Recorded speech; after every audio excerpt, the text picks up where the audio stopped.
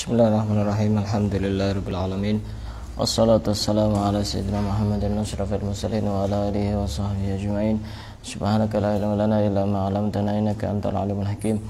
Wa tub 'alaina innaka antat tawwabur rahim wa taqabbal minna innaka antas samiul alim. Qala rabbi shrah li sadri wa yassir li amri wahlul 'uqdatam min lisani yafqahu qawli. Nawaitu ta'alluma wa ta'allima li fadata wal istifada wa tamassaka li kitabillahi wa sunnati rasulih. والدعاء إلى الهدى والدلالة على الخير ابتغاء مرضاته وقربه وثوابه سبحانه وتعالى.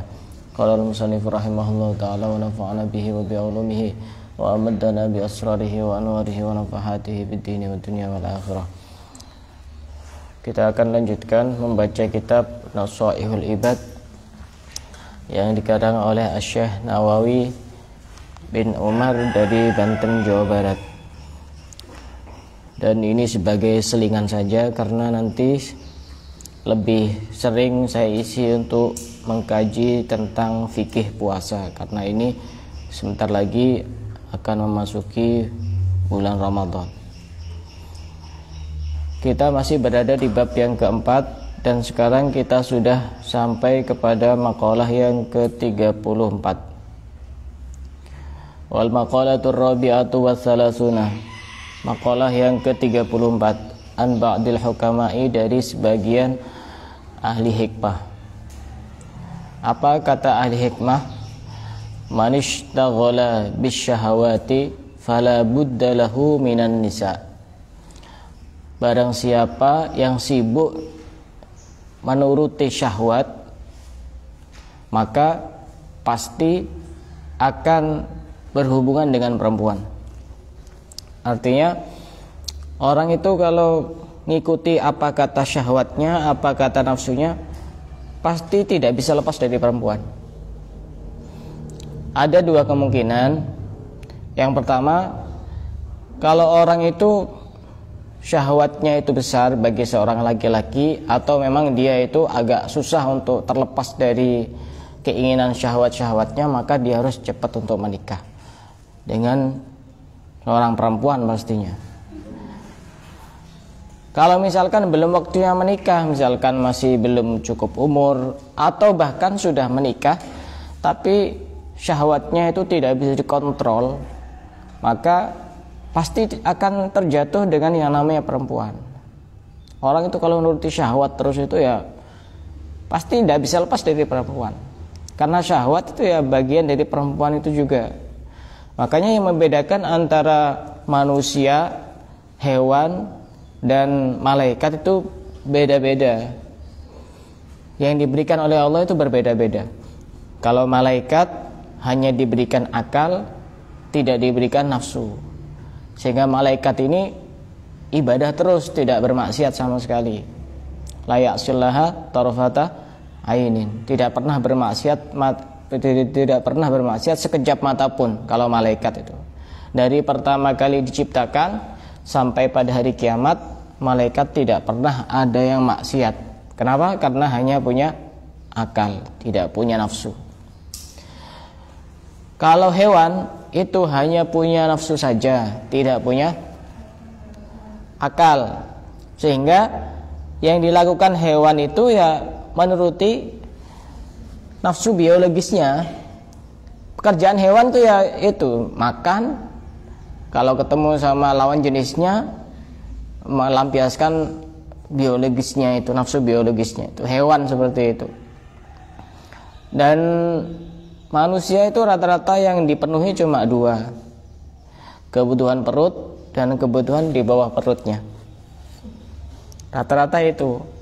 Tapi kalau manusia itu hidupnya hanya dipenuhi dengan tujuan untuk mengisi perut, kata Sayyidina Ali bin Abi Thalib, kalau orang itu tujuannya hanya untuk sesuatu yang mengisi perutnya, maka derajatnya sama dengan apa yang keluar dari perutnya. Apa yang keluar dari perutnya? Ya, kotoran. Dan manusia diberikan dua hal, nafsu juga akal. Kalau manusia ini akalnya bisa mengalahkan nafsunya, maka dia lebih mulia daripada malaikat. Itu namanya malaikat yang berwajah manusia, malaikat tak bersayap itu namanya. Tapi kalau manusia itu akalnya dikalahkan oleh nafsunya, maka dia lebih rendah daripada hewan. Wajahnya saja manusia, tapi sebenarnya batinnya itu seperti hewan. Orang suka makan terus, ya apa bedanya sama hewan? Orang suka tidur terus, apa bedanya sama kucing? Kadang-kadang mimpi itu mencerminkan sifat asli seseorang. Sering mimpi ketemu kucing, kadang-kadang ini orang suka tidur gitu. Kadang-kadang di dalam mimpi itu memang bisa menjelaskan sifat asli kita masing-masing. Satu contoh misalnya, di dalam mimpi kita melakukan hal-hal yang seandainya ketika di alam nyata itu kita malu untuk melakukan, bisa saja terjadi di alam mimpi. Dan itu sebenarnya watak kita seperti itu, cuma kita kadang mungkin malu. Misalkan melakukan hal-hal yang haram misalkan di alam mimpi, mungkin saja terjadi.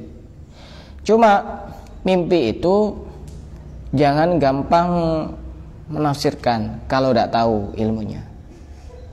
Jangan gampang menafsirkan kalau tidak tahu ilmunya. Misalkan mimpi digigit ular, oh saya ini diguna-guna sama orang. Jangan. Kalau mimpi-mimpi yang tidak bagus itu cukup diam, meminta perlindungan kepada Allah, jangan cerita kepada siapapun. Ini rumusnya. Kalau mimpi-mimpi yang tidak bagus, mimpi yang tidak enak, mimpi yang menyeramkan, atau mimpi yang menurut kita itu bahaya, pertama kita minta perlindungan kepada Allah. Ya Allah, lindungi saya. Atau kita membaca a'udzubillahi minasyaitonirrajim, atau dengan bahasa-bahasa yang lain. Dan setelah itu diam, jangan cerita kepada siapapun. Insya Allah tidak terjadi apa-apa. Walaupun seandainya misalnya itu memang benar-benar ada orang yang pengen berbuat tidak baik kepada kita lewat jarak jauh, tapi jangan cerita kepada siapapun. Jangan cerita kepada siapapun, diam, banyak berdoa kepada Allah. Ya Allah, lindungi saya, lindungi keluarga saya, lindungi anak-anak saya, lindungi orang-orang yang saya cintai, misalnya seperti itu. Dan jangan cerita kepada siapapun kalau mimpi yang tidak bagus. Kalau mimpi yang bagus, kita harus punya pikiran yang bagus juga. Misalkan kita menafsirkan dengan hal-hal yang baik, dan juga tidak perlu diceritakan kepada orang lain yang tidak punya kemampuan untuk menjelaskan isi mimpi itu. Tidak usah. Kadang-kadang mimpi itu menipu.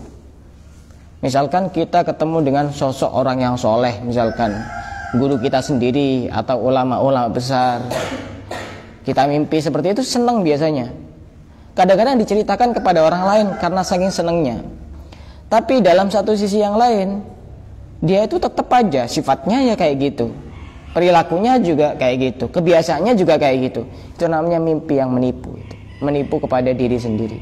Dia hanya sekedar bangga terhadap mimpinya, tapi dia tidak bisa membanggakan sifat baiknya. Jangan, tidak usah. Nanti kalau sudah ketemu sama orang yang tepat baru cerita. Tapi kalau tidak memungkinkan, ya tidak usah cerita. Cukup kita berpikir, saya kenapa kok didatangi sama orang-orang soleh? Barangkali saya ini ditegur sama mereka. Saya harus berubah, saya harus berbenah, saya harus menjadi pribadi yang jauh lebih baik daripada hari yang sebelumnya. Nah, itu terkait dengan mimpi. Sampai mana kok sampai mimpi tadi itu? Sampai mana? Oh iya. Kadang-kadang mimpi itu berhubungan dengan syahwat. Yang di alam nyata itu kadang tidak mungkin terjadi, tapi karena di alam mimpi, ya itu kadang watak asli kita seperti itu. Bisa jadi, satu contoh, ada seorang perempuan misalkan, karena yang di depan saya kan perempuan semua. Ada seorang perempuan suka sama seorang laki-laki, ya, suka sama seorang laki-laki, saking sukanya, akhirnya tidak kesampaian untuk ketemu dengan laki-laki itu, akhirnya bertemu di alam mimpi dan melakukan hal-hal yang tidak baik. Ya memang wataknya seperti itu. Kadang-kadang mencerminkan orang itu sendiri mimpi itu. Tapi tidak usah terlalu mikir urusan mimpi. Tidak usah terlalu mikir urusan mimpi.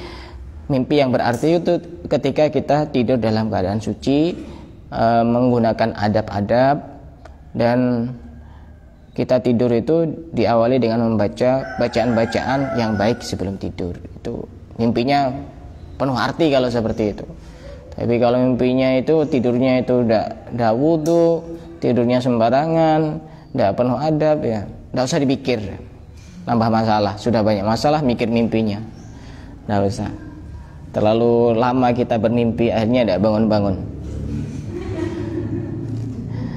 Nah ini orang itu kalau disibukkan dengan syahwat, nuruti syahwatnya, pasti akan berhubungan dengan seorang perempuan. Maksudnya berhubungan dengan perempuan itu ya bisa jadi ya tidak harus berinteraksi langsung, ya tidak harus. Pokoknya misalnya di HP melihat gambar perempuan atau melihat video seorang perempuan, ya pasti itu tidak bisa lepas dari itu. Dunia itu isinya harta, tahta, wanita, itu sudah dunia isinya. Kalau versinya sekarang ditambahi harta, tahta, wanita, kuota. Kalau dulu dunia itu sandang, pangan, papan. Kalau sekarang sudah ditambah lagi sandang, pangan, papan, ces-cesan. Karena orang tidak bisa lepas dari itu. Ini yang pertama, kata sebagian ulama ahli hikmah. Yang kedua, wa man ishtaghala bi jam'il mali fala budda lahu minal haram. Kalau orang itu sibuk dengan mengumpulkan harta, cari uang dan uang terus, pasti dia akan melakukan hal yang haram. Bisa dibuktikan sendiri. Orang itu kalau terlalu ambisi, pokoknya uang dan uang, kerja dan kerja. Lihat nanti, pasti dia melakukan yang haram. Bisa, satu contoh misalkan, kalau dia dagangan, oh demi Allah ini saya kulaknya ini 1 juta ini sudah tak jual 1.100.000, saya cuma dapat 100, padahal kulaknya itu tidak itu. Kenapa? Karena ambisi, terlalu ambisi untuk dapat uang dan uang, kerja dan kerja. Dunia dan dunia, pasti terjatuh kepada hal-hal yang haram. Bisa jadi juga mencuri, bisa jadi juga merampok, bisa jadi juga merampas, bisa jadi juga korupsi. Kalau orang itu ambisinya itu uang dan uang, mengumpulkan harta dan harta. Yang penting bukan berarti orang mengumpulkan harta itu tidak baik, bukan. Tergantung tujuannya. Dikatakan oleh Imam Haddad di dalam kitab Al-Hikam Al-Haddadiyah bahwasanya dunia itu ada 2 macam. Ada dunia itu yang terpuji, ada yang tercela. Yang terpuji bagaimana? Dunia yang kita jadikan sarana untuk bisa melakukan kebaikan. Satu contoh, kita cari uang, kerja dan kerja. Kalau kita sudah dapat uang, agar kita bisa cari ilmu, bisa ibadah. Ibadah itu butuh uang. Iya, butuh uang ya ibadah ya. Butuh uang, karena orang itu kan butuh makan butuh uang. Orang tidak makan kemudian ibadah, lemas, tidak bisa. Orang mau ke sini yang rumahnya jauh, butuh kendaraan ya. Kendaraan butuh uang apa enggak? Ilmu, cari ilmu itu ibadah apa enggak? Ibadah. Jadi kalau dunia itu diarahkan untuk hal-hal yang baik, maka itu juga bisa menjadi sebuah kebaikan.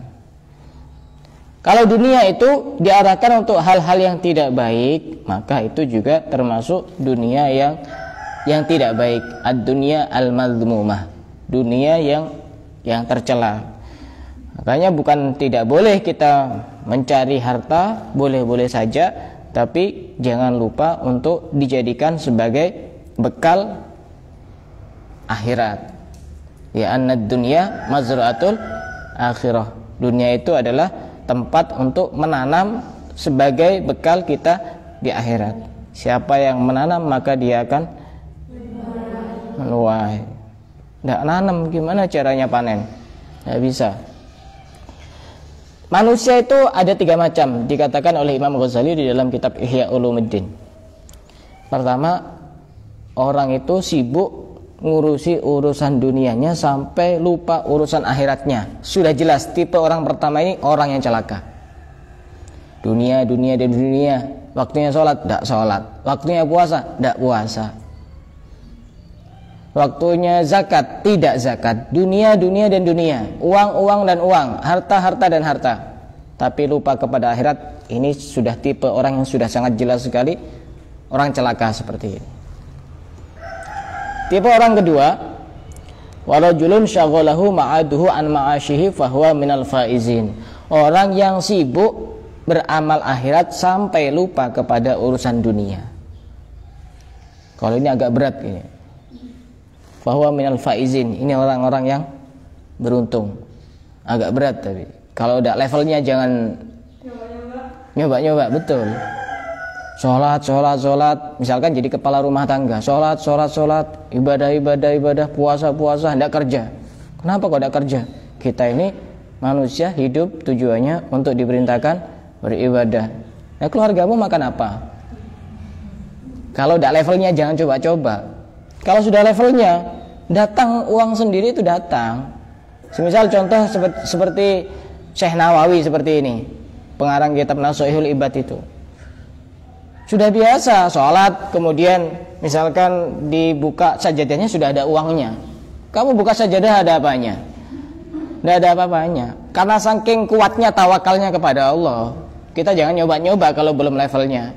Syekhuna Khalil Bangkalan itu juga sudah biasa. Sholat, kemudian dibuka sajadahnya ada uangnya. Kita tidak ada apa-apanya, ada banyak debunya. Nah, kita buat beli-beli tidak bisa. Itu orang yang beruntung. Tapi ada yang lebih tengah-tengah itu. Kita bisa untuk melakukan itu. Wal aqrabu ilal i'tidal wa huwa tsalis alladzi syaghalahu ma'ashuhu li ma'adihi. Orang yang sibuk ngurusi dunianya tapi dunianya digunakan untuk akhiratnya. Artinya dia tetap ibadah, melakukan kewajiban-kewajiban kepada Allah. Kerja silahkan. Tapi niat yang baik. Pertama, niat agar kita tidak minta-minta, karena minta-minta itu hina. Kedua, untuk menafkahi keluarga, untuk menjadi bekal kita bisa beribadah, untuk bisa bersedekah. Semakin banyak niat maka semakin banyak pahala. Orang yang cerdas itu orang yang tahu banyak niat. Jadi kalau melakukan hal-hal yang baik itu jangan sampai cuma satu niat saja. Misalkan di sini ya ada banyak orang seperti ini, sama-sama tujuannya sama, cari ilmu, gurunya sama, yang dipelajari sama. Bisa jadi pahala yang diperoleh berbeda. Sebab apa? Sebab niatnya beda. Bisa jadi ada satu orang yang niatnya di sini hanya cari ilmu saja, pahalanya satu. Tapi kalau misalkan ada orang niatnya niat cari ilmu, niat menghilangkan kebodohan, niat misalkan menambah saudara, niat salaman kan juga berpahala. Kemudian niat mengisi waktu untuk diisi dengan hal-hal yang baik, menghindar dari maksiat. Di sini masa bisa maksiat? Nggak bisa kan? Karena lagi cari ilmu. Niat mendapatkan ridho dari Allah, niat meneruskan ilmunya Rasulullah misalkan, niat membahagiakan orang tua, niat bersilaturahim, niat bertemu dengan guru. Maka semakin banyak niat, semakin banyak pahala. Kalau kita ini susah dan bingung niatnya apa, gampang kita niatnya. Saya niat berangkat cari ilmu sebagaimana yang diniatkan oleh orang-orang soleh terdahulu. Orang soleh itu pasti niatnya banyak, sehingga kita niatnya ngikut sama mereka. Jadi jangan sampai kita ketinggalan niat yang itu. Mau niat apa saja silakan ditulis niatnya 1, 2, 3. Kalau sudah notok kita sudah bingung mau niat apa, saya niat sebagaimana yang diniatkan oleh orang-orang soleh terdahulu. Itu yang kedua. Yang ketiga, wa man ishtaghala bimanafi'il muslimina fala budda lahu minal mudarati. Barang siapa yang sibuk dengan memberi manfaat kepada orang lain, maka pasti dia harus berbuat baik kepada orang tersebut, baik dengan ucapan maupun dengan perbuatan. Kalau kita itu niatnya ingin memberi manfaat kepada orang lain, dia harus mau korban tenaga, korban waktu, bahkan korban perasaan. Kalau orang pengen dakwah, pengen ngajak baik sama orang, tidak usah mikir materi. Oh, saya sudah capek saya ini. Tidak usah. Itu nanti pahalanya jauh lebih besar di hadapan Allah. Ya pasti orang itu kalau niatnya pengen memberi manfaat kepada orang lain, pasti dia harus baik kepada dia. Punya masalah, dikasih solusi. Punya hal-hal yang dia butuhkan, ya kita bantu. Itu sudah pasti itu. Kalau ingin berbuat manfaat kepada orang lain tanpa kita berbuat baik kepada mereka, ya tidak bisa. Tidak bisa. Cuma kadang-kadang orang itu kan momen-momen saja itu. Kalau mau nyalon baru action itu. Kasih ini, kasih itu. Setelah nyalon ya sudah selesai. Tapi itu sudah bagus daripada tidak sama sekali. Kita tidak tahu niatnya orang. Kita tidak perlu untuk menghakimi orang lain dengan hatinya, karena kita tidak tahu isi hati orang lain. Tidak ada yang tahu. Pokok selama yang dia lakukan itu baik, kita harus husnudzon. Ada misalkan pimpinan atau guru atau siapa ngasih kepada muridnya, oh itu pilih kasih misalkan. Jangan. Asal itu perbuatan yang baik, kita husnudzon. Sudah jelas-jelas baik, kita tidak pernah tahu isi hati orang lain. Karena husnudzon itu walaupun salah tetap berpahala, sedangkan suudzon itu walaupun benar berdosa. Suudzon walaupun benar itu berdosa. Husnudzon walaupun salah dapat pahala. Satu contoh misalkan ada orang yang suka memberi kepada orang lain,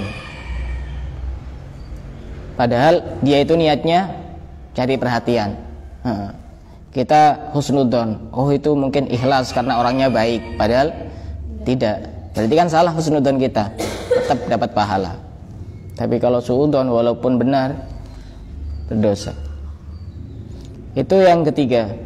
Yang keempat, wa man ishtaghala bil ibadati fala budda lahu minal ilmi.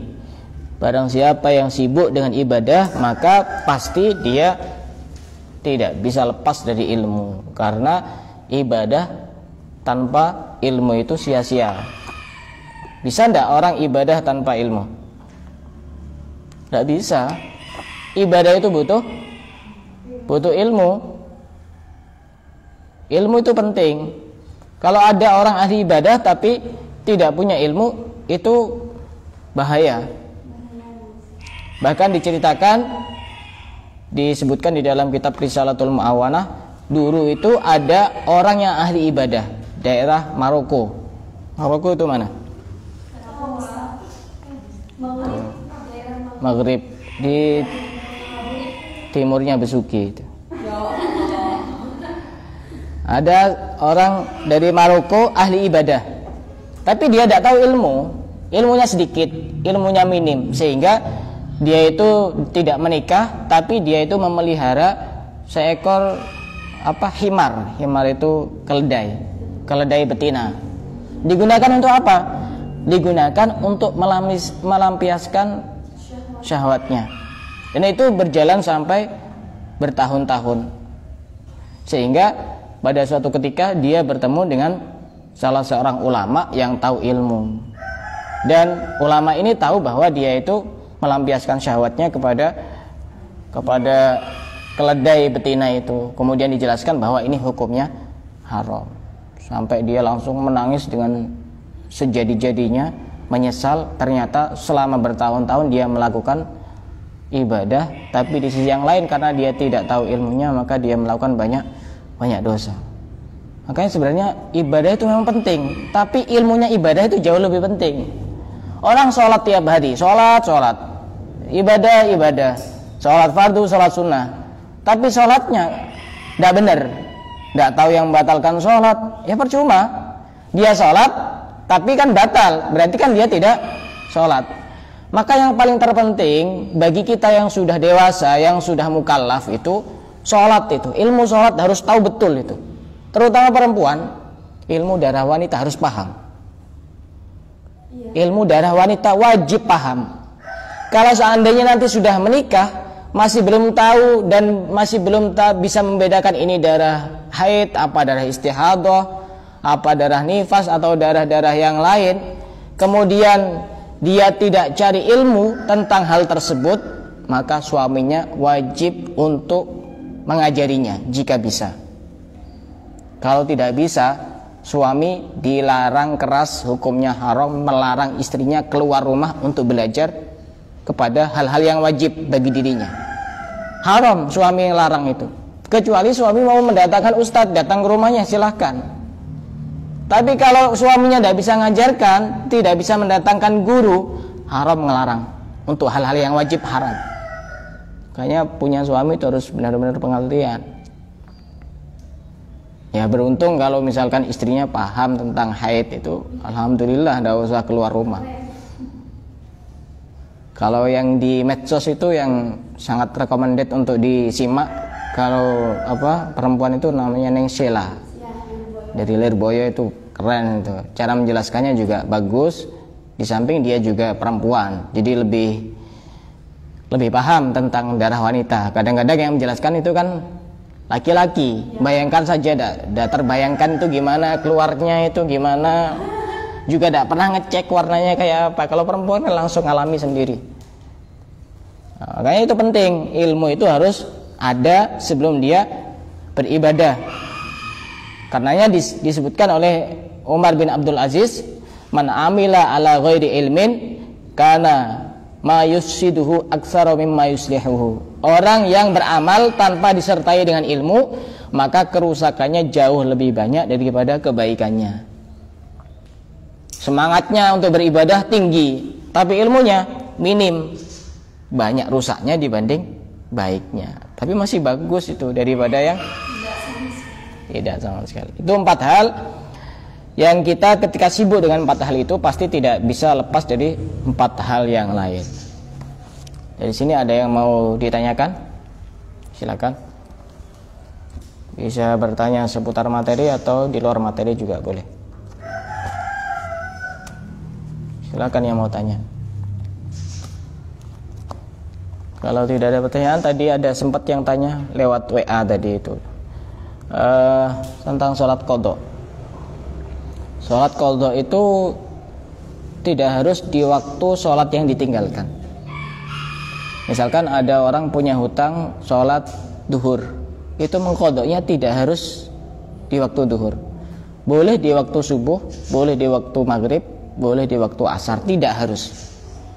Dan kemarin sudah saya jelaskan bahwasanya mengqadha itu bisa jadi harus segera, bisa jadi boleh ditunda, tidak harus segera ketika ada udzur sakit atau apa. Tapi kalau tidak sholatnya karena memang sengaja pengen tidak sholat, wajib segera, harus segera selesai.